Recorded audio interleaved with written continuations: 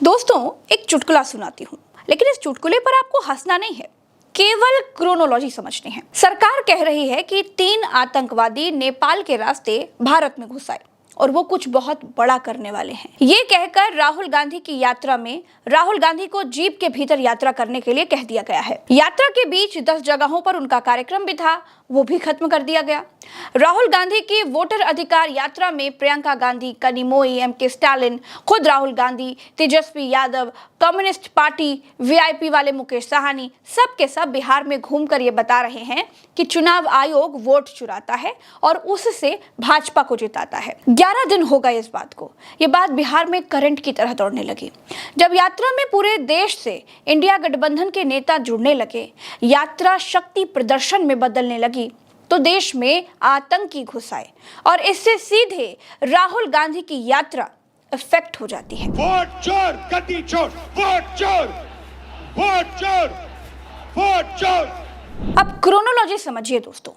मोदी कहते हैं कि उनकी सरकार से पहले हर जगह पर अनाउंस होता था कि अनजान चीज को हाथ ना लगाएं, उसे ना छुएं, उसमें बम हो सकता है। लेकिन उनकी सरकार आने के बाद ऐसा नहीं होता है। मोदी जी ना बिल्कुल ठीक कहते हैं। पहले चेतावनी मिलती थी, लेकिन अब आतंकी सीधे बम से भरी गाड़ी सेना के काफिले के पीछे घुसेड़ देते हैं और पुलवामा हो जाता है। सरकार को मालूम ही नहीं चलता। अब आतंकी सीधे पहलगाम कर देते हैं और सरकार को मालूम ही नहीं चलता। अब आतंकी कश्मीर में सीधे सरकारी कर्मचारियों को मार देते हैं, सरकार को पता ही नहीं चलता। अब मोदी सरकार में अलर्ट सिस्टम खत्म हो गया है। आतंकी खुला खेल फर्रुखाबादी करते हैं। मोदी ने नोटबंदी करके आतंकवाद की कमर तोड़ दी है। मोदी ने ऑपरेशन सिंदूर करके भी आतंकवादियों की कमर तोड़ दी है। मोदी ने सर्जिकल स्ट्राइक करके भी आतंकियों की कमर तोड़ दी है। पाकिस्तान के आतंकियों को तो मोदी ने चुन चुन कर मारा है। फिर ये नेपाल के जरिए आतंकी क्यों घुसे चले आ रहे हैं भाई? आतंकी नेपाल से घुसे हैं, आतंकी जैश के हैं। बिहार में हाई अलर्ट जारी कर दिया गया है। राहुल गांधी की वोटर अधिकार यात्रा प्रभावित कर दी गई है। शोज कैंसिल कर दिए गए हैं।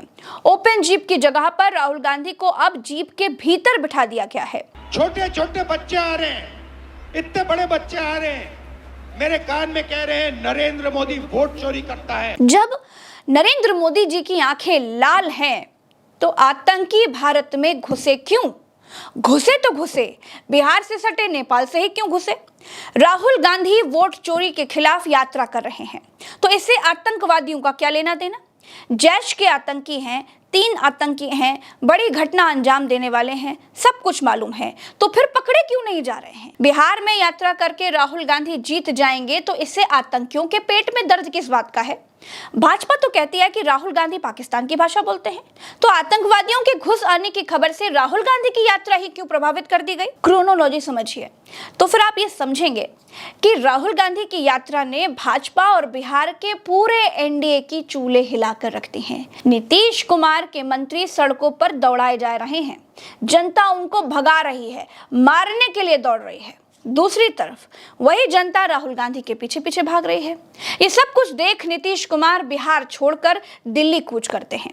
दिल्ली में 2 दिन बिताते हैं, फिर जैसे ही वो बिहार लौट कर आते हैं, पीछे पीछे आतंकियों की खबर भी आ जाती है और राहुल गांधी की यात्रा प्रभावित हो जाती है। एक क्रोनोलॉजी और समझिए कि आतंकवादियों वाले ग्राउंड पर राहुल गांधी आसानी से डर सकते हैं। उनके घर में उनके पिता का असैसिनेशन हुआ, उनकी दादी इंदिरा गांधी का असैसिनेशन हुआ। इनमें आतंक वाला फैक्टर था, हमले वाला फैक्टर था। जाहिर सी बात है कि राहुल गांधी स्वतः भी इस खबर के बाद यात्रा में प्रिकॉशन बरतने लगेंगे और प्रिकॉशन बरतते ही यात्रा उतने खुले दिल से नहीं हो पाएगी जितने भय मुक्त तरीके से वो यात्रा चल रही थी और पूरा एनडीए घबराया हुआ था। अगले 2-3 दिन यात्रा के लिए बेहद इंपॉर्टेंट है दोस्तों, क्योंकि अगले 2-3 दिनों में इस यात्रा से पूरे इंडिया गठबंधन के लोग इससे जुड़ने के लिए आ रहे हैं। आतंकवादियों वाली खबर से इंडिया गठबंधन के दूसरे नेताओं में भी भय का माहौल और संशय का माहौल तो बनेगा ही। आतंकवाद को ऑपरेशन सिंदूर से खत्म कर देने वालों की सरकार में ऑपरेशन सिंदूर के ठीक 2 महीने के भीतर ही आतंकी देश में घुसे आ रहे हैं। सोचिए, आतंक से सरकार कैसे लड़ाई लड़ रही है। आतंकी ज्यादा ढीठ है या फिर सरकार नकारा है? कमेंट में बताइएगा। फिलहाल के लिए इस वीडियो में मेरे साथ इतना ही। हम फिर मिलेंगे अगले वीडियो में। हमें दीजिए इजाजत, चलते हैं। राम राम, दुआ सलाम, जय हिंद।